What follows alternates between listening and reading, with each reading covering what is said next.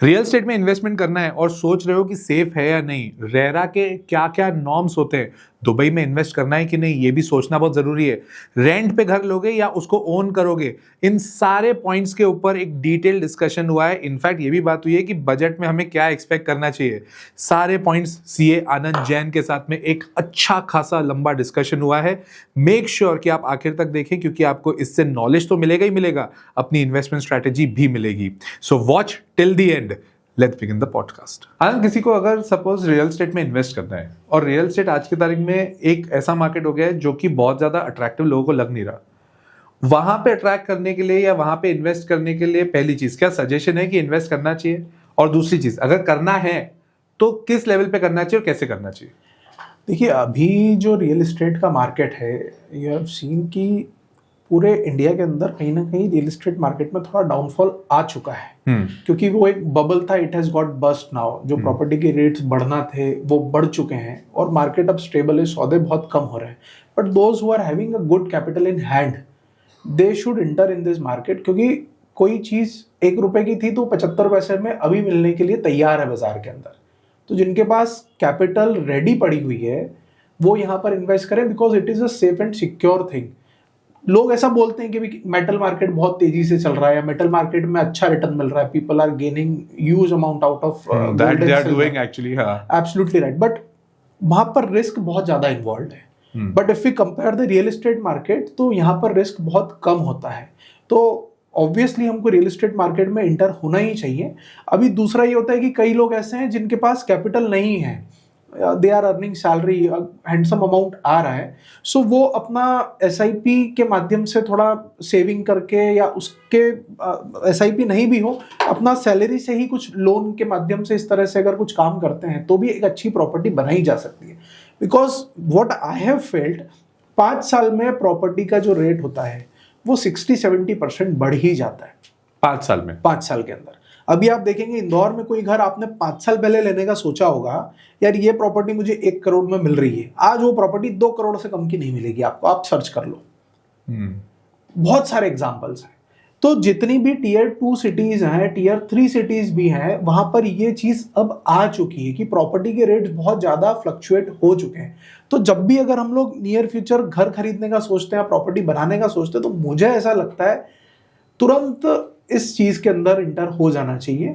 और yesterday only मैं कुछ स्टडी कर रहा था, तो आई हैव सीन कि यंगस्टर जो हैं आजकल वो रियल एस्टेट में ज्यादा इन्वेस्ट कर रहे हैं, जो as compare to like age wise अगर हम बात करें, जो पहले रियल एस्टेट में या घर खरीदने वाली एक एज ग्रुप होती थी 30 से 35-40 साल के लोग। अब 21 साल का लड़का भी सोचता है कि मुझे अपना खुद का घर बनाना है, मुझे अपनी खुद की प्रॉपर्टी रखनी है। पता है सोशल मीडिया पे बहुत जगह ना ये वाली धारणा चलती है कि don't by your own house. नहीं, ये चलती है, 100% चलती है। एंड ये ना कैलकुलेशन है, लोगों के कैलकुलेशन है, बिल्कुल है। और वो कैलकुलेशन ऐसा भी नहीं कि हल्का फुल्का है, वो बराबर बोलता है। फॉर एग्जाम्पल, अगर किसी के पास 1 करोड़ का घर है, हाँ। ठीक है, अब अगर 1 करोड़ का घर ले रहा है वो, तो उसको कुछ ना कुछ तो डाउन पेमेंट करना पड़ेगा। बिल्कुल करना। फॉर एग्जाम्पल उसको 30 लाख का डाउन पेमेंट करना पड़ेगा, 70 लाख का उसने लोन लिया जी। जिस हिसाब से अभी हाउसिंग लोन है उस हिसाब से अगर मैं बोलूं 8% पे भी मिलता है, तो 70 लाख पे अपनी EMI बनेगी 65 से 70 हजार के बीच में। 100% एक मोटा माटी फिगर ले, बिल्कुल ठीक है। 70,000 रुपए अगर वो पर मंथ दे रहा है जी। किसके बेसिस पे? EMI के बेसिस पे। तो ये वाला कैलकुलेशन लोग बोल रहे हैं इसको हटाओ। एक तरह से देखा जाए तो ओनरशिप मिल रही है ना उसको, बिल्कुल मिल रही है, उसके घर की भी तो वैल्यू बढ़ेगी, बिल्कुल। बट ऑन द कॉन्ट्ररी वो क्या बोल रहे हैं कि ये 1 करोड़ का घर है ना, तेरे को मिल जाएगा 25 से 30 हजार रुपए रेंट पे। देखिए, दोनों फैक्टर्स तो हमेशा ही रहते हैं। हम लोग रेंट की कैलकुलेशन करते हैं। फॉर एग्जांपल, मुझे अपना घर प्रॉपर्टी खरीदनी है तो मैं सोचूंगा 50 पैसे का किराया इसमें मिल जाना चाहिए। ठीक है, 1 करोड़ का घर खरीदा तो 50,000 रुपए का किराया मैं एक्सपेक्ट करूंगा। कोई भी फाइनेंस पर्सन होगा तो बेसिक कैलकुलेशन यही रखता है जब भी हम घर खरीदते हैं। बट जो आप एग्जाम्पल दे रहे हो उसमें हमेशा यह रहता है, ये ओनरशिप तो ट्रांसफर कभी नहीं होती, आप वही चीज करके खुद के लिए रखते हो। चलो मैं अपना ही एग्जाम्पल रहता हूँ। पढ़ाई के दौरान मैं एक घर में रहता था, ठीक है, मैंने उस घर में कम से कम 7-8 साल तक एज ए रेंटल पेमेंट किया और मैं उस घर में रहा, और 7-8 साल बाद मैंने वही घर खरीद लिया। अब फॉर एग्जाम्पल, जब मैं पढ़ाई कर रहा था उसी समय में उस घर को खरीद लेता तो मुझे लगता है 20 से 25 लाख रुपए में मुझे वो घर मिलता, जो मैंने बाद में 55 लाख में खरीदा। तो वैल्यू बढ़ी ना, वैल्यू बढ़ी। अब मैंने उतना रेंट तो पे नहीं किया, रेंट में था 10-11-12 हज़ार रुपए, पर वैल्यू बढ़ गई उसकी प्रॉपर्टी। तो जब भी आपको घर खरीदना होगा तब आपको उसकी वैल्यू तो पे करनी होगी, आप आज करो या कल करो। बट फिर एक क्वेश्चन आ जाता है ना आनंद भाई कि जैसे ऐसी सिचुएशन में हमारे पास उतना पैसा पड़ा है क्या? सर आजकल जो लोन है वो बहुत इजी हो गए हैं। तो व्हाट यू सजेस्ट इज उस समय you could have taken the loan also. Obviously that time also I had the choice of taking the loan. Now let's compare these two situations. Yes. एक situation अपन लेते हैं कि अपन ने एक घर लिया, उस पे अपन ने ईएमआई भर दी। For example we have an option, यहाँ पे अपन एक लाइव ऑप्शन क्रिएट कर देते हैं, ठीक है। अब ऑप्शन क्या है कि मेरे को एक घर लेने का ऑप्शन आ गया और दूसरा आया मैं रेंट पे रहूं, ठीक है। 1 करोड़ का घर लेने की अपन बात करते हैं। 1 करोड़ का घर 30 लाख रुपए डालने पड़ेंगे, ठीक है। और 70 लाख रुपए की मैं लोन ले लेता हूं। लोन ले लिया तो 70,000 रुपए पर मंथ का रेंट ईएमआई आ जाएगी। बिल्कुल आ जाएगी। परफेक्ट है ये सिचुएशन। परफेक्ट है। ऑन द कॉन्ट्ररी यहाँ पे मैं 70,000 रुपए भर रहा हूँ, और यही चीज अगर मैंने 1 करोड़ का घर रेंट पे लिया होगा तो कितने रेंट पे मिल जाएगा? 40,000 रुपए। 30,000 में मिल जाएगा। चलो ठीक है, 40,000 रुपए। अच्छा घर 40,000 रुपए में मिलता है आज इंदौर शहर में, मतलब एक बेडरूम का ठीक ठाक फ्लैट 20 से 22,000 रुपए में मिल रहा है। बराबर, ठीक है। तो अपन 30,000 रुपए, 40,000 माने, हाँ जी, 40,000 रुपए का अपन ने रेंट देना है। रेंट देना, यहाँ पे अपन 70,000 रुपए भर रहे थे, तो यहाँ पे 30,000 रुपए कम दे रहे हैं। कम दे रहे हैं। अब ये 30,000 रुपए का अगर मैं म्यूचुअल फंड में डाल देता हूँ यार कैलकुलेशन नहीं होगा Obviously, ना। पर ओनरशिप कभी नहीं आएगी ना, बात ओनरशिप नहीं आएगी, ओनरशिप नहीं आएगी। एट द एंड पैसा बनने से बात मतलब है। बनेगा, पैसा तो बनेगा। मेरा एक क्वेश्चन है इसमें, ये 30,000 रुपए को अगर मैं 15% के हिसाब से भी, ब्याज के हिसाब से या म्यूचुअल फंड के रिटर्न के हिसाब से डालूं, हाँ तो इफेक्टिवली 15 साल बाद ये करीब करीब 2.5 करोड़ बनेगा। बिल्कुल बनेगा। क्या ये घर की वैल्यू 1 करोड़ की जो है, हाँ क्या वो 15 साल बाद 2.5 करोड़ होगी या 2.5 करोड़ से ज्यादा होगी? दोनों हो सकती है, कम भी हो सकती है। कम मतलब कम 1 करोड़ से कम थोड़ी होगी यार। नहीं, 2.5 करोड़ के बराबर नहीं होगी। What I am telling, 2.5 crore से कंपेयर करेंगे ना हम लोग। यही तो डिसीजन लेना है। यही डिसीजन लेना। But those who want to have the ownership, हाँ, मैं बार बार वही बोलता हूँ, आज भी हमारे देश में खुद का घर होना, एक किराए के मकान में आप रह रहे हो और एक खुद के घर में आप रह रहे हो, इमोशनल वैल्यू जुड़ गई। इमोशनल वैल्यू 100% है। तो व्हाट डू यू फील, जो यूथ है अभी, ठीक है, अब यार अपन लोग जिस एज ग्रुप में आ गए, अब अपने सामने भी यूथ है, एक जमाने में अपन ही Obviously, यूथ थे यार, yes. ठीक है। नहीं बट इतने भी बड़े नहीं हुए अपन, ऐसे कि ठीक है चलो अपन बिल्कुल बोल सकते हैं। बट वो जो 21, 22, 23 साल में, अभी तो 23 साल में सीए ऐसे ही बन जा रहे हैं यार, मस्ती से। बिल्कुल बन रहे हैं। ठीक है, खैर अपन भी जल्दी बने थे। At what age did you become CA? 25. 35। I took 11 attempts to me to become a chartered accountant. 11 attempts, 11 so that was pass fail दोनों मिला के फाइनल में 4 अटेम्प्ट लगे थे फर्स्ट ग्रुप में, 4 अटेम्प्ट लगे थे सेकंड ग्रुप में, सीपीटी फर्स्ट ग्रुप और आईपीसीसी 2 बार, तो 11 लगे थे। टफ जर्नी रही यार। टफ जर्नी रही। मेरे लिए इतनी नहीं रही, मैं 21.5 साल में बन गया था। हाँ, तो अब जैसे 21.5, 22 साल में अपन एवरेज ले लेते हैं। You are at 25, I was 22, तो 24। बिल्कुल ठीक है। 24 साल का आदमी, अब अगर सपोज उसको घर लेना है, रहना है, अच्छी जगह रहना है, उसको घर लेना चाहिए, फ्लैट लेना चाहिए, या फिर उसको रेंट पे रह के इन्वेस्टमेंट करना है? It is a matter of choice, always it is a matter of choice. There are 2 sides of it, one is emotional. देखिए, मैं हमेशा ये सजेस्ट करता हूँ कि आप बहुत बड़ी प्रॉपर्टी में इन्वेस्टमेंट अगर आप घर के लिए, खुद के लिए कर रहे हैं तो आप मत करो। लाइक देयर आर पीपल जो ऐसा बोलते हैं, यार मुझे बहुत अल्ट्रा लग्जरियस घर चाहिए, 5 करोड़ का घर ले लूं, मैं पहला घर खरीद रहा है और 5 करोड़ का खरीद रहा है। तो मैं बोलूंगा 5 करोड़ रुपए घर में मत लगा, अगर तेरे पास 50 करोड़ की खुद की वर्थ नहीं है तो। ओके, ठीक है, अगर आपके पास वर्थ है, वैल्यू है, आपके पास पैसा है, तो आप फिर चाहे जो करिए। तो that's brings a very good question. एक बंदा है, अभी एवरेज पैकेज सैलरी का जो सीए का जा रहा है वो 11 लाख जा रहा है, ऑलमोस्ट 13-14 लाख। 13-14। अपन एक मोटा मोटी कैलकुलेशन करते हैं, लाख रुपए पर मंथ, ताकि वो क्लियर। लाख रुपया पर मंथ। लाख रुपए पर मंथ अगर किसी सीए को मिल रहा है तो उसको घर कितने का देना चाहिए? लाख रुपया पर मंथ मिल रहा है तो मुझे लगता है वो घर अपने आराम से 75 लाख से 1 करोड़ का ले सकता है। मतलब वो 5 करोड़ के सपने मत देख। 5 करोड़ का सपना मत। हाँ, तो जब अपन मान के चलते हैं कि 1 लाख रुपए पर मंथ कमा रहा है, हाँ, तो उसको 75 लाख रुपए तक का घर ले लेना चाहिए। तो 75 लाख वाले घर में अगर मैं बोल रहा हूँ उसको लेना पड़ेगा तो पूरा ही लोन लेना पड़ेगा। अभी तो जॉब 20-25 लाख का डाउन पेमेंट करना ही पड़ेगा। 50 लाख का लोन लेगा, 50 लाख के लोन की ईएमआई वही 40-43 लाख, नहीं 45 से 50,000 के बीच में रहेगी। ठीक है, हाँ, वो मान लेते हैं, तो 50,000 की भी ईएमआई बनती है, तो it is fair. So as per it is worth going half of your salary into EMI. अब किराया भी भर ही रहा है आदमी, किराया 25,000 भरेगा यार, 25-30,000। ठीक है, अगेन वही बोला, बेटर ऑफ चॉइस। हाँ, तो मतलब मेरा एक्चुअली बस ये क्वेश्चन है, मैटर ऑफ चॉइस तो रहेगा, बट तो यूथ को इमोशनल वैल्यू पे ज्यादा फोकस करना चाहिए या प्रैक्टिकल वैल्यू पे? देखिए, यूथ को वैसे तो प्रैक्टिकल वैल्यूज पे ज़्यादा फोकस करना चाहिए, क्योंकि अल्टीमेटली लाइफ का गोल तो ये होता है कि हमको पैसा कमाना है, पैसा बनाना है, अच्छी ज़िंदगी जीना है। पर एट द सेम टाइम अगर आप एक ऐसे बैकग्राउंड से आते हैं जहाँ पे इमोशनल वैल्यूज की वैल्यूएशन ज़्यादा है, तो 100% आपको खुद का घर लेना पड़ेगा। खुद का घर लोगे तो समाज में इज्जत भी बनेगी, घर परिवार में भी इज्जत बनेगी। ये बात सही बोली, समाज में इज्जत बनेगी, Obviously। ये बात सही है। अब जैसे नॉर्मली मैंने ऐसा सुना है, जैसे हम अपनी एज वाले जितने हो गए, या इनफैक्ट जो अपने यूथ की अगर मैं बात करूं, we are still more risk taker than as compare to our parents, right. अगर मैं अपने पेरेंट्स के साथ रहूंगा ना, तो मेरे पेरेंट्स हमेशा एक चीज बोलेंगे, यार बेटा एक घर अपना होना चाहिए, ऑफिस खुद का होना चाहिए। बिल्कुल। जेनजीज और जेन अल्फाज का कहना है कि बोले घर अपना इनफैक्ट होना ही नहीं चाहिए, क्योंकि अपन बन जा रहे हैं, एक जगह टिकते नहीं है। बिल्कुल ठीक है। ठीक है, अगर गुड़गांव में जॉब लगी है तो कब पता नहीं कब जाके हैदराबाद में लग जाए, तो क्यों ही लेना है घर। बिल्कुल ठीक है। तो ये धारणा भी ठीक है सर, कैसे धारणा ठीक हो सकती है? Ultimately you have to get settled in any age. कोई सर्टेन एज में तो आपको सेटल होना ही पड़ेगा। आप अभी सोच सकते हो कि मैं 20-21 में हूँ, 35 के बाद तो सेटल हो गए, शादी होगी, आगे प्लानिंग होगी, बच्चा होगा, उसके बाद तो आपको सेटल होना ही पड़ेगा। आप बंजारे नहीं रह सकते उसके बाद, आप बंजारा नहीं रह सकते। तो you have to plan your future accordingly. मैं जितने यंगस्टर्स मेरे पास आते हैं, मैं उनको एक ही लाइन बोलता हूँ, जैसे वो पहले चलता था ना, पंचवर्षीय योजना चल रही है हमारे देश में, हर 5-5 साल की योजना। आप अपनी पंचवर्षीय योजना बनाओ और उस 5 साल को आप 4 पार्ट में डिवाइड कर दो। फर्स्ट 5 इयर्स बंजारा लाइफ है, उसके बाद के 5 साल मैरिड लाइफ हो गई, उसके अगले 5 साल बच्चा हो गया, तो अब कैसे करना, और बाद के 5 साल अब रिटायरमेंट की तरफ बढ़ना है। भाई 40 के बाद हम सोचेंगे कि रिटायर होना है, तो 50 में जाके रिटायर होंगे। एटलीस्ट 10 साल मुझे लगता है फिर भी लग जाता है। गैप लेके चलो, गैप लेके, बफर। Yes, buffer. तो आप क्या कॉर्पस या सरप्लस अमाउंट सोच रहे हो कि आफ्टर रिटायरमेंट मेरे पास ही होनी चाहिए? आप आज प्लान करोगे तभी तो जाके इम्प्लीमेंट कर पाओगे।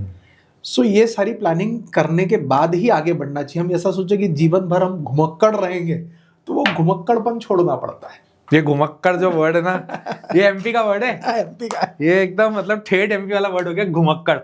तो अगर सपोज किसी बंदे को अभी रियल एस्टेट में इन्वेस्ट करना है, फॉर एग्जांपल, वो अभी सोच रहा है कि नहीं, अभी तो मैं कुछ साल बंजारापन जीऊंगा, इमरान हाशमी का फैन है, तो अब वो चाहता है कि आगे ना पीछे आके थोड़ा सेटल करने का खुद को, तो उसको क्या करना चाहिए? अभी ऐसा कोई प्लॉट खरीद ले, एकदम लोन लेके प्लॉट खरीद ले? देखो, मैं ऐसे केसेस में सजेस्ट करता हूं कि जो भी अंडर डेवलपमेंट प्रोजेक्ट होते हैं, उन प्रोजेक्ट्स में इन्वेस्टमेंट कर देना चाहिए।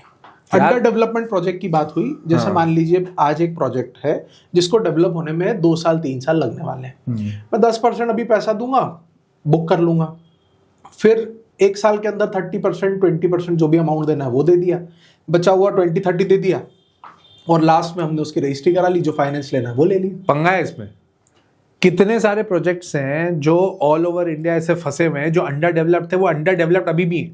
सर, ये आप जो पोजीशन बता रहे हो रेरा आने के पहले की है। रेरा आने के बाद में there is a major shift in this, क्योंकि रेरा में जब कोई भी प्रमोटर रजिस्ट्रेशन लेता है तो उसको ये बताना पड़ता है कि मैं इस प्रोजेक्ट को कितने समय में कंप्लीट करके देने वाला हूं। नहीं दिया तो रेरा की पेनल्टीज होती है, वो नया प्रोजेक्ट नहीं ला सकता है। बहुत सारे रूल्स एंड रेगुलेशन हो गए। मैं इन्वेस्टर हूँ, हाँ जी, मैंने एक अंडर डेवलपमेंट, अंडर कंस्ट्रक्शन वाला सेटअप में पैसा डाला, ठीक बात है, वहां पे रेरा की परमिशन नहीं थी, ठीक बात है, तो वो तो मैं फंसी गया। लीगली डाल ही नहीं सकते यार, सब चीजें लीगली थोड़ी होती है यार, सब मतलब चीजें लीगली नहीं होती। बट देखिए, अगर आपको सेफ रहना है तो ये चीजें तो लीगली जाना पड़ेगी, लीगली जाना है। ठीक अब है, आपको सेफ रहना है, लीगली जाना है, तो रेरा आने के बाद में आप डालो ना पैसा। चलो रेरा आ गया जी, मैंने एक ऐसे इन्वेस्टमेंट किया, ऐसे एरिया में पैसा डाला, जब अभी रेरा आ चुका है उस एरिया में, मतलब उस बिल्डर के पास, ठीक बात है। अब मैंने उसमें इन्वेस्ट कर दिया, बिल्डर ने बोला मैं 3 साल के अंदर तुम्हें इसका पोजीशन दे दूंगा, ठीक बात है, तो 3 साल तक पेमेंट भी हो जाना चाहिए था। हाँ जी, बिल्डर ने 3 साल तक पेमेंट ही आधा लिया है, ठीक है, और अभी तक कंस्ट्रक्शन नहीं हुआ है, ठीक बात है, वो मिड पे रुक चुका है, ठीक बात है। अब 3 साल हो गया, मैं इन्वेस्टर हूं, रेरा की पेनल्टी बिल्डर पे लगेगी, बिल्कुल, मेरा क्या? देखिए ऐसा है कि रेरा में क्लॉज है इसके ऊपर भी कि अगर आपने पोजीशन टाइमली नहीं दिया है या आप कंप्लीट नहीं करके दे पा रहे हो तो, और जो इन्वेस्टर है जिसने पैसा लगाया है, इफ वो विड्रॉ करना चाहता है तो उसको कंपनसेशन भी देना पड़ेगा, इंटरेस्ट भी देना पड़ेगा, सारे क्लॉजेस है रेरा के अंदर। कितना इंटरेस्ट? 12% इंटरेस्ट मान लीजिए आप। ये रेरा में लिखा है? हाँ, रेरा में लिखा हुआ है। रेरा में एग्जैक्टली आपको बताएं तो बैंक रेट प्लस 2% का इंटरेस्ट लिखा हुआ है। बैंक रेट रेपो रेट थोड़ी हुआ, MCLR हुआ। तो रेपो रेट के ऊपर जो मतलब इन शॉर्ट जो बैंक पे अपन लोन लेते हैं वही लगभग 10-12% 10-12% इंटरेस्ट आपको मिल ही जाएगा उसके कब ऊपर। से? भाई जब से डिफॉल्ट हुआ तब से। उसके ऊपर तो आपको फाइट करना पड़ेगा, आपको सारी चीजें प्रूव करना पड़ेंगी।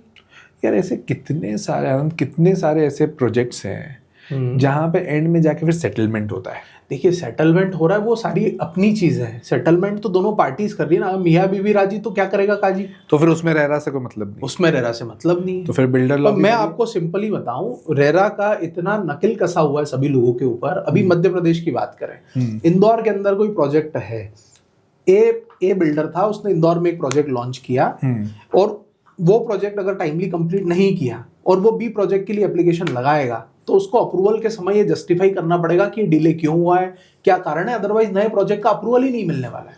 पहले प्रोजेक्ट में वो रुक गया, हाँ जी, लोगों के पैसे खा गया। नहीं, खाने वाने का सवाल तो होता ही नहीं है यहाँ पर। तो यहाँ पे फिर वो पैसे रीपे कैसे करेगा? उसके पास है ही नहीं पैसे। ये हुआ है, ये मैं उस देखिए बिल्डर का नाम नहीं लेना चाहता, बट हुआ है। बट इस केस में क्या होगा, केस फाइट करके और जो रेरा है वो करेगा उस केस को deal properly. In short if it is RERA, yes, तो it is safe for investor to 100%। Dubai में इन्वेस्टमेंट करना चाहिए? देखिए अभी तो बहुत ल्यूक्रेटिव है, बहुत बूमिंग है, बहुत बूमिंग है। वो सिंपल बेसिस पे एक चीज बोल रही है, हमारा एक फ्लैट है 1.5 करोड़ रुपए का जी, तुम 1% भर दो, ओनरशिप ले लो 100%। और फिर अगला पेमेंट। इनफैक्ट ये ना बहुत सारे इंडियन ब्रांड्स भी कर रहे हैं, काफी लोग कर रहे हैं। ये लोग क्या बोल रहे हैं कि अभी आप 5% भर दो। ये अभी मेरे को 20 में एक ऑफर आया था, तो उसने क्या बोला, हम आपको पोजीशन देंगे 4 साल बाद, ठीक है, शायद 3 साल बाद, ठीक है, 3 साल बाद पोजीशन देंगे। अभी आप है ना 90 लाख का फ्लैट है, आप अभी से 5% भरो और बाकी 95% डिलीवरी के टाइम। अच्छा, सीधा, ठीक है।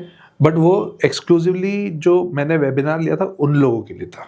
अच्छा, कि आपकी टीम के लिए जो आप लोगों ने वेबिनार लिया। अब कई बार होता है, बहुत सारे ब्रांड्स आते हैं जो बोलते हैं कि आप हमारे लिए वेबिनार करो, we will give your viewers a separate kind of benefit. Okay.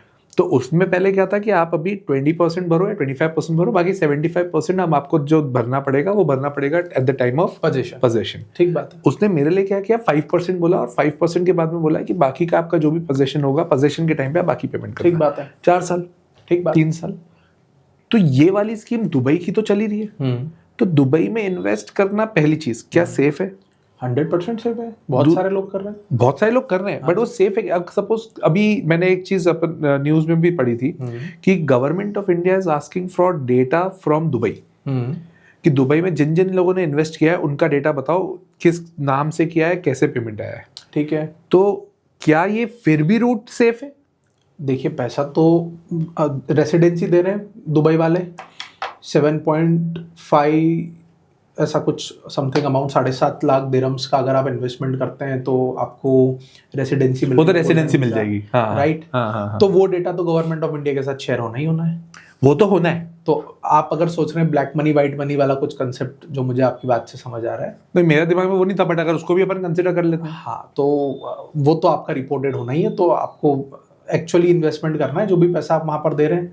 In short white का पैसा हो तो डालो, व्हाइट शॉर्ट का पैसा हो तो डालो, उसमें कोई दिक्कत नहीं। हाँ जी। तो दुबई में इन्वेस्टमेंट अब इफेक्टिवली सेफ ही है, कोई दिक्कत वाली बात नहीं है ना। वर्ल्ड में दुबई के अलावा और कोई ऐसी अपॉर्चुनिटी दिखती है जो इंडिया के बाहर कुछ हो, जो यहाँ पे वो लोग इन्वेस्ट कर सकते हैं और पैसा बना पाए?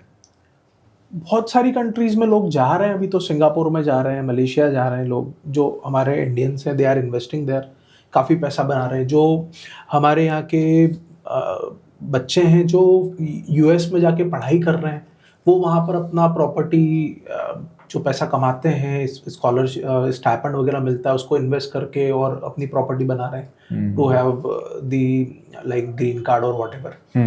सो इन्वेस्टमेंट अपॉर्चुनिटी दुबई के अलावा भी बहुत सारी कंट्रीज में है।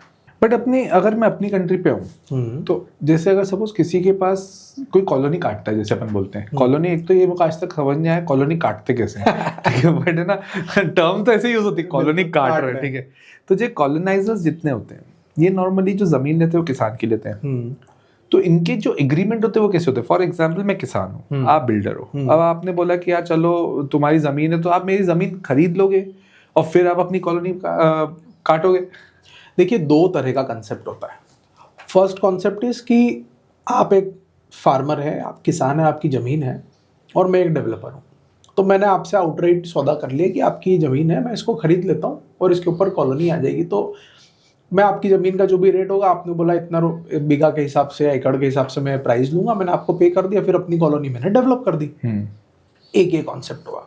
दूसरा कॉन्सेप्ट ये होता है कि लैंड ओनर और डेवलपर दोनों मिल जाते हैं और डेवलपर ऐसा बोलता है कि चूंकि आपकी ज़मीन है, मैं यहाँ पर डेवलपमेंट करता हूँ, जो डेवलप्ड मटेरियल आएगा, जो डेवलप्ड प्लॉट्स आएंगे, उसको हम लोगों को बेच देंगे। तो आफ्टर डेवलपमेंट मान लीजिए 2 लाख फुट टोटल एरिया ज़मीन का था, उसमें लगभग 60% हमने डेवलपमेंट के बाद में माल बचा, तो 1,20,000 स्क्वायर फीट डेवलप्ड माल आया, सेलेबल एरिया, और उसमें हमने एक रेशो डिसाइड कर लिया कि 60-40 70-30 का रेशो हो गया, लैंड ओनर को 70% मिल गया, 30% डेवलपर ने रख लिया।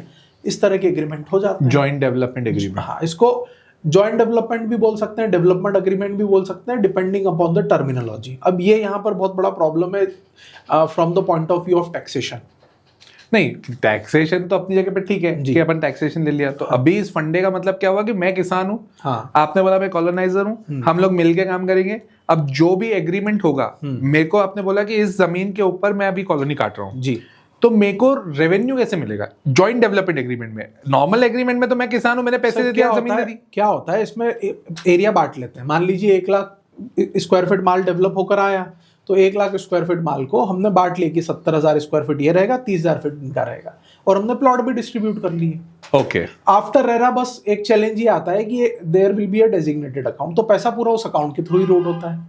तो जनरली वो अकाउंट जो डेजिग्नेटेड अकाउंट होता है वो डेवलपर चलाता है, तो पैसा फर्स्ट उस डेवलपर के अकाउंट में आता है, फिर वो जो भी रिस्पेक्टिव लैंड ओनर उसका रहा, मान लीजिए मेरे हिस्से का प्लॉट है और मैं लैंड ओनर हूँ, तो मुझे अमाउंट ट्रांसफर हो जाएगा।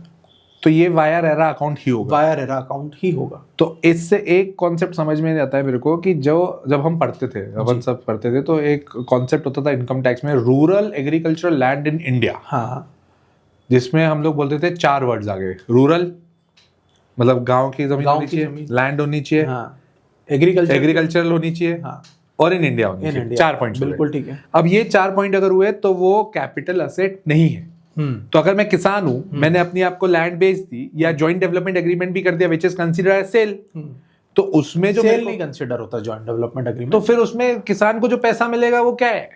देखिए क्या होता है, इनकम टैक्स में जॉइंट डेवलपमेंट एग्रीमेंट का टैक्सेशन एकदम सेपरेट टैक्सेशन होता है। तो मतलब अगर मैं किसान हूँ, हाँ, मैंने आपको जमीन बेच दी, ठीक है, चलिए अभी अपन पहले इस पे आते हैं कि जमीन मैंने बेच दी, ठीक है, जमीन बेच दी, आपने मेरे को एक मुश्त पेमेंट कर दिया, हाँ, पहली चीज क्या ये टैक्सेबल है?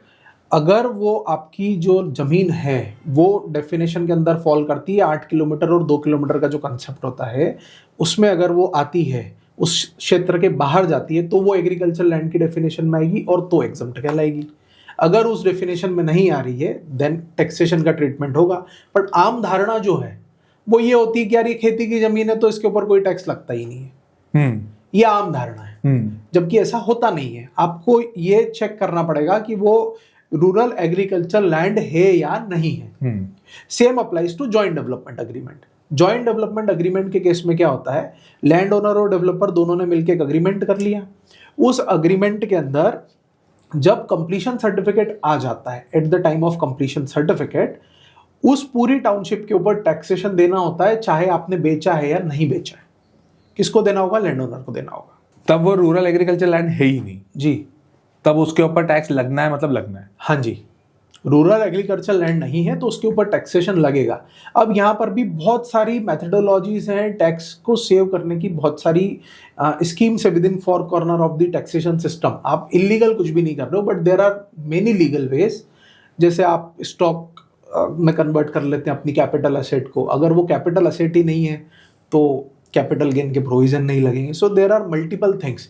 बट प्रॉब्लम क्या होती है कि जो किसान आदमी होता है वो कंसल्टेशन नहीं करता है। मुझे एक बहुत अच्छी चीज लगती है, मैं कई क्लाइंट्स को बताता हूँ कि हमारे पास जब भी क्लाइंट आता है तो वो बीमार होकर के आता है। जैसे मान लीजिए जॉइंट डेवलपमेंट अग्रीमेंट कर लिया, उसके बाद वो हमारे पास आया, साहब मैंने अग्रीमेंट कर लिया, वकील साहब से बनवा लिया था, कर लिया। जब आप बीमार होकर के आए हो तो उसकी दवाई करना पॉसिबल कई बार नहीं होता। यहां पर मुझे एक कंसेप्ट याद आता है, गर्भ संस्कार। गर्भ संस्कार क्या होता है? बच्चा पैदा हो रहा है, उसके पहले आप उसको संस्कार दो।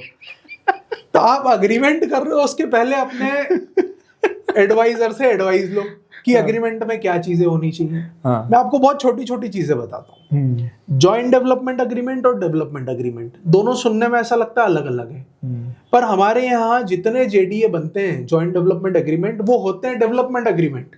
लैंड ओनर और डेवलपर मिले, दोनों ने बात करी, एक जमीन दे रहा है, दूसरा कंस्ट्रक्शन कर रहा है, उसके पास पैसा नहीं था तो उसने पैसे के बदले में प्लॉट दे दिए, बार्टर कर लिया, जीएसटी का एंगल आ जाता है। अब हम बोलते हैं जेडीए पे टैक्स नहीं लगता, जबकि एग्रीमेंट कुछ और बोल रहा है, आप कर कुछ और रहे हो। तो ये बहुत सारी एम्बिग्विटीज हैं जो कि तब ठीक हो सकती है जब आपसे पहले कंसल्ट किया जाए। तो कार्ड मीटिंग के सारे किसानों के लिए एक मैसेज है कि भैया एग्रीमेंट करने से पहले बात कर लो 100%। उसके बाद में मत करना पहले वरना फिर बाद में टैक्स लगेगा, रोना नहीं। और रिसेंटली मैं आपको बताऊं, कलकत्ता में अभी एक केस होने के बाद में जॉइंट डेवलपमेंट एग्रीमेंट से रिलेटेड पूरे देश भर के अंदर इनकम टैक्स डिपार्टमेंट ने गाइडलाइन जारी कर दी है। अच्छा। और उसमें जितने जेडीए के केसेस हुए हैं उन सबका डेटा बुलवाया जा रहा है, उनको नोटिस इशू किए गए हैं कि आप जानकारी दो, आपके क्या जेडीए आपने किया है, उसमें कितना माल बेचा है, किस तरह से आपने टैक्सेशन अपने रिटर्न में ऑफर किया हुआ है। एक बहुत बड़ा ग्रे एरिया था इनकम टैक्स डिपार्टमेंट के लिए जो यहां पर ओपन हो गया है। अब सब लोग भाग रहे हैं। भागेंगे ना यार, ये तो वही बात हो गई पॉलिटिकल पार्टी डोनेशन। वैसा ही हो गया ये, वैसा ही हो गया। बोले जैसे जिस दिन को यार, ये वाली बहुत बढ़िया चीज है। अगर अपन देखें ना इसको बहुत डिटेल में जाएं तो ये सीए की लाइफ में मेरे जो सीनियर थे जहाँ पे मैंने आर्टिकलशिप करी थी, वो एक चीज बहुत क्लियर बोलते थे कि बोले, मैं शब्द यूज नहीं करना चाहूंगा वैसे, बट वो क्लियरली एक चीज बोलते थे, बोले अपने यहाँ पे ना लोग गंद करके आ जाते हैं, फिर बोलते हैं कि तुम साफ कर दो, साफ कर दो। तुम गंद करने से पहले मिल लेते हैं। 100% आपको जो डॉक्यूमेंटेशन है, जो लीगल फ्रेमवर्क में चीजें हो सकती है, वो पहले कर लेनी चाहिए। मैं हमेशा क्लाइंट्स को यही एडवाइस करता हूँ। ये सजेशन सही भी है, अगर तुम पहले कंसल्ट कर लो ना यार। 100%। दूसरा क्या होता है, एक नहीं कंसल्ट करने का जो कारण है, उन लोगों को ऐसा लगता है कि सीए की फीस जो है वो बहुत ज्यादा फीस है, but looking to the volume it is not more than peanuts. आप ऐसा देखिए 4,000-5,000 रुपया स्क्वायर फीट में लोग जमीन बेचते हैं, अपना प्लॉट जो होता है वो बेचते हैं। मिनिमम रेट हो गया अभी ये सब इंदौर शहर आसपास आप देखोगे 4-5,000 रुपया बेर मिनिमम रेट हो गया। आप उसमें से 10 रुपया स्क्वायर फीट अगर लीगल खर्चा पे दे रहे हो, आपको प्रोफेशनल एडवाइजरी के लिए दे रहे हो, यार कोई बहुत बड़ा अमाउंट थोड़ी होता है। क्या ये दुखती नस है हमारी? आप दबा रहे हो और पूछ रहे हो दुखती है कि नहीं। नहीं, ये बात एक बात सही है। इस पे मेरे सीनियर एक और चीज बोलते थे, मेरे को उनसे जो सीखने को मिला ना, वो अगले लेवल की चीज है। अपने आर्टिकलशिप एक अलग लेवल की थी यार। इनफैक्ट अभी के टाइम पे तो आर्टिकलशिप बहुत अलग हो जाती है, अपने टाइम पे तो आर्टिकलशिप बहुत अलग थी। मतलब फिर मैं अपने सीनियर्स के ऊपर बात करें तो वो बोलते हैं हमारी तो और अलग थी। अब वो जनरेशनल गैप है। वो एक चीज बोलते थे कि बोले तुम डॉक्टर के पास जाओगे ना तो उसके केबिन पे जाने से पहले फीस भरोगे। बिल्कुल ठीक है। चार्टर्ड अकाउंटेंट भी तो प्रोफेशनल है, तो उसकी फीस भरने में पहले तो तुम एंटर करने के लिए फीस नहीं दोगे। हाँ जी। दूसरा उससे पूरी बात कर लोगे, तुम साला उससे हर डिटेल पूछ लोगे। ऑडिट के लिए आता है बंदा, अपनी फाइनेंशियल कंसल्टेंसी लेने के बाद अपनी मैरिज कंसल्टेंसी भी लेके जाता है, और फीस की बात करें तो ऑडिट में ज्यादा फीस हो गई सर, इतनी तो हमारी कमाई ही नहीं है। तो यार ये तो यार सच्ची में दुखती नस भी है, ये इसमें तो मुझे कोई डाउट भी नहीं है।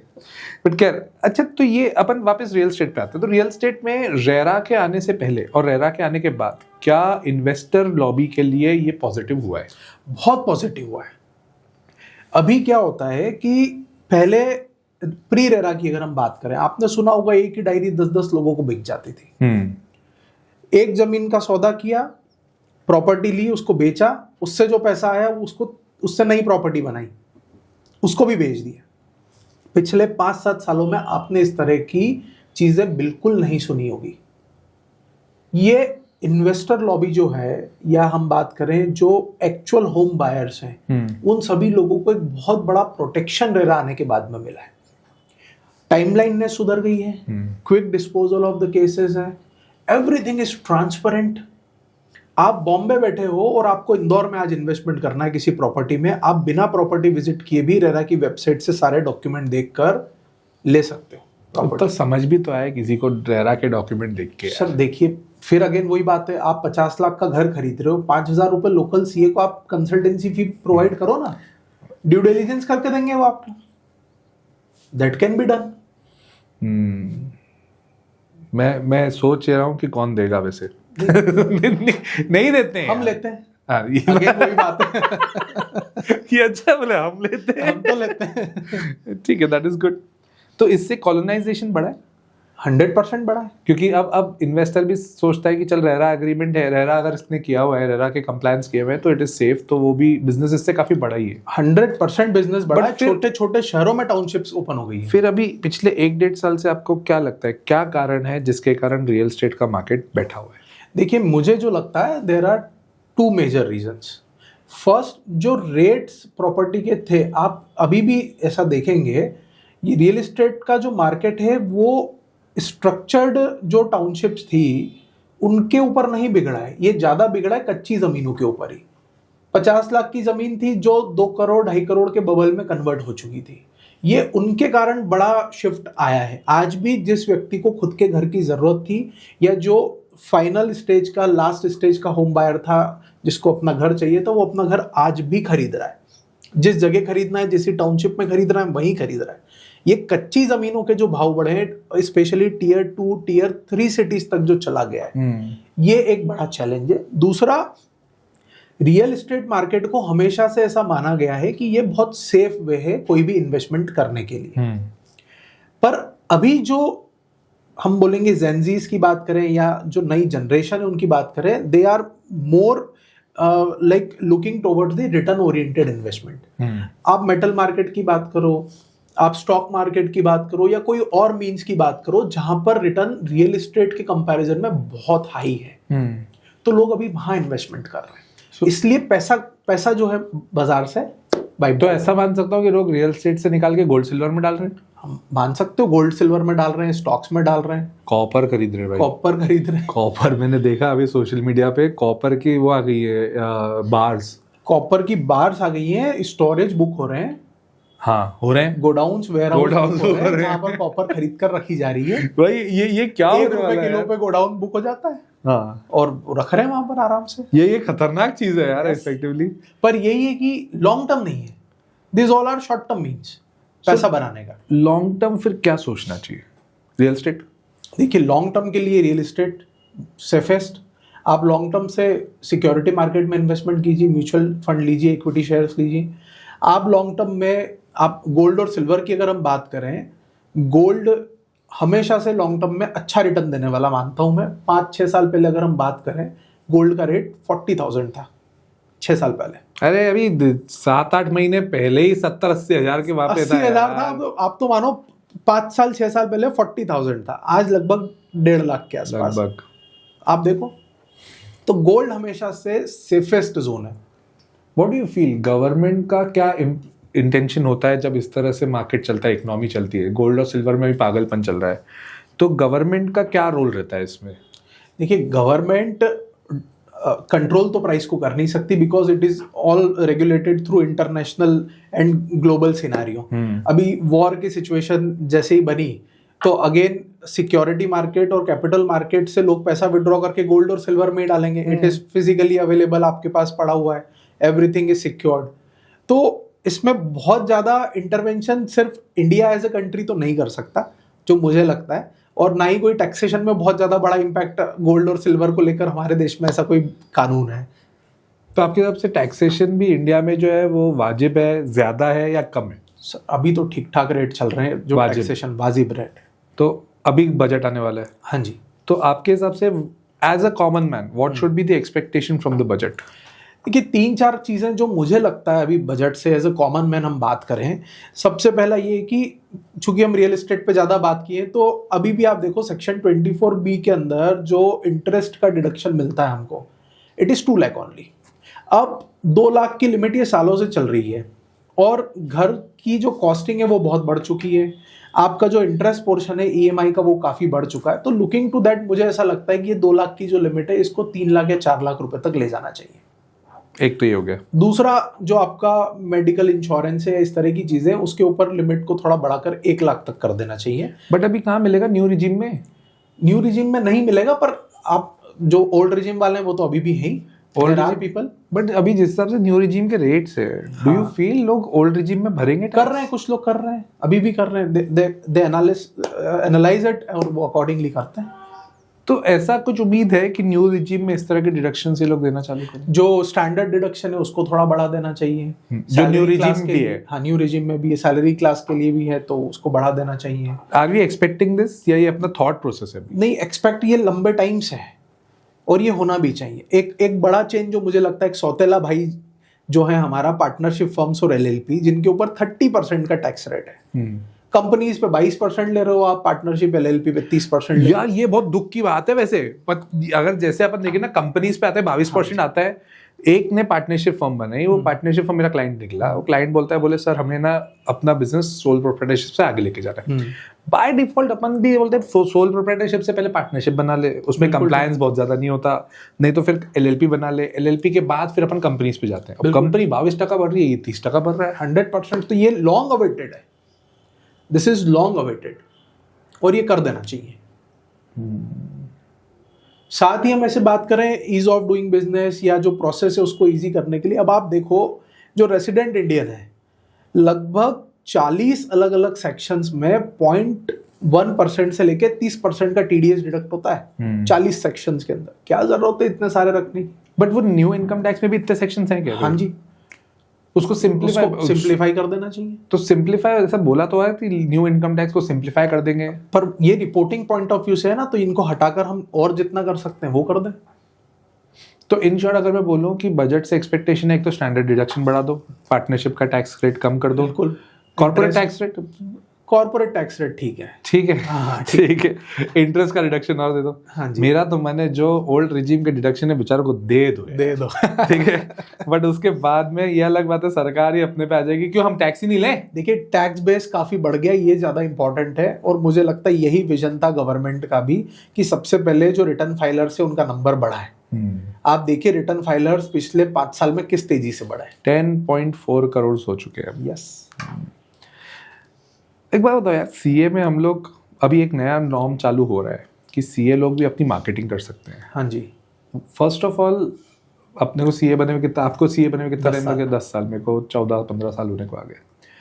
अब अभी तक हम मार्केट नहीं कर सकते थे खुद को। खैर मैं तो प्रैक्टिस में इतना इन्वॉल्व भी नहीं हूँ, बट फिर भी आप लोग जैसे इन्वॉल्व हो, अभी तक मार्केट नहीं कर सकते थे, अब मार्केटिंग करना अलाउड है, अभी आ रहा है प्रोविजन। यस, 1 अप्रैल 26 से एप्लीकेबल है। तो पहली चीज़, क्या ये प्रोविजन सही है? दूसरी चीज़, अगर ये सही है तो क्या हमारी एज वालों को थोड़ा दुख होना चाहिए कि यार हमारा रहेगा?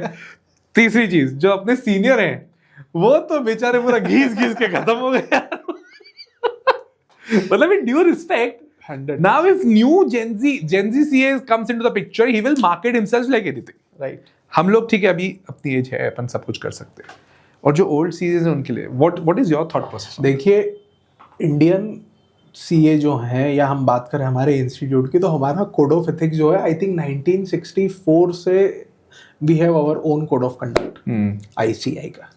फिर हमने इस बार कोड ऑफ एथिक्स को ले लिया और उसको हम फॉलो करते हैं सारी चीज़ें। तो ये जो चेंज आया है एडवर्टीजमेंट से रिलेटेड भी, इट इज़ देयर कि हम जो हमारे चार्टर्ड अकाउंटेंसी फर्म है उनको ग्लोबल मार्केट में कॉम्पिटेबल बनाएं, ओके, ग्लोबल सिनेरियो के लिए उनको तैयार करें, इसलिए ये सारी चीज़ें आई हैं। तो और एक दूसरे को काटे पीटे नहीं भैया, बाहर का मार्केट बनाओ, नहीं काटना है 100%। दूसरा जो चेंजेस हैं वो भी नॉन ऑडिट एरिया जो है उसके लिए लाया है। हम एडवर्टीजमेंट कर सकते हैं नॉन ऑडिट एरिया के लिए, ऑडिट के लिए हम लोग एडवर्टीजमेंट नहीं करना है, नॉन ऑडिट एरिया के लिए करना। लाइक टैक्सेशन सर्विस आप दे रहे हैं, आप अकाउंटिंग की सर्विस दे रहे हैं, या आप कोई एडवाइजरी सर्विस दे रहे हैं, तो वहां पर आप मार्केटिंग कर सकते हैं। ऑडिट की नहीं कर सकते। ऑडिट की नहीं कर सकते। नेटवर्क फर्म्स जो हैं they can also have their websites. इसमें भी पुश मोड अभी अलाउ कर दिया है, पहले पुल मोड था, अभी पुश मोड पर इन्होंने ओपन कर दिया है। तो ये जो चेंजेस हैं ये हमारी इंडियन फर्म को, जैसे मोदी जी भी बोल रहे हैं कि हमको भारतीय बिग फोर बनाना है, बिग इंडियन सीए फर्म्स बनानी है, और इसी लाइन पर इंस्टीट्यूट का भी विजन है कि हम अब जो फर्म्स है उनकी नेटवर्किंग करें, उनके मर्जर्स को हम प्रमोट करें। तो ये इसी लाइन पर काम हो रहा है सारा। अब आपका जो सवाल है यार, जो भी हम जैसे लोग हैं उनको थोड़े दहाड़े मारने चाहिए, मुझे लगता है तो बहुत अच्छी अपॉर्चुनिटी है। बिकॉज जैसे मुझे 10 साल हुए, आपने बताया आपको 14 साल हुए, 10 साल 14 साल कोई बहुत ज़्यादा बड़ा पीरियड मैं नहीं मानता हूँ सीए प्रोफेशन के अंदर, क्योंकि प्रैक्टिस सेट करने के लिए 5-6 साल का तो एक बेसिक पीरियड लगता है। अब हम उस जगह पर आ गए कि थोड़ा स्टेबल प्रैक्टिस हो जाती है, और अब हमको अगर नए विंग्स मिल जाएं तो it will be good opportunity for us. और जो फ्यूचर जनरेशन है, जो नए सीएज आए हैं, उनको भी ये नए विंग्स मिल रहे हैं, तो मुझे लगता है they can do anything into it. तो यहाँ पर जो इंस्टीट्यूट के प्रोविजंस हैं, नेटवर्किंग रिलेटेड आया है या जो एडवर्टीजमेंट रिलेटेड आया, उनको हमको फायदा लेना चाहिए। इससे प्रैक्टिस हमारी मल्टीफोल्ड बढ़ेगी। That's a good thought, but on that note I would like to say कि जो अपने आज के डिस्कशन हुए, that is very fruitful for even for Gen Zs to take their decisions. आप अगर रियल स्टेट में इन्वेस्ट कर रहे हैं तो क्या सोच के करना चाहिए, क्या देख के करना चाहिए, and it was all together for chartered accountants also for the marketing. But thank you Anand for coming to the show, and it is always nice to have a conversation with you. कई बार ऐसा होता है, हम उम्र वालों से बात करने में अलग ही मजा भी आता है, and belonging from the same city, then automatically it becomes very fruitful. Right. And I wish you all the best for your career also, because you are actually right now you are in regional council, right? And I hope you must be planning to go for central as well, right? I wish you all the best for the same. Thank you for coming for the show. Thank you Nikhil bhai for inviting me and having me here. Thank you so much. Thanks a lot.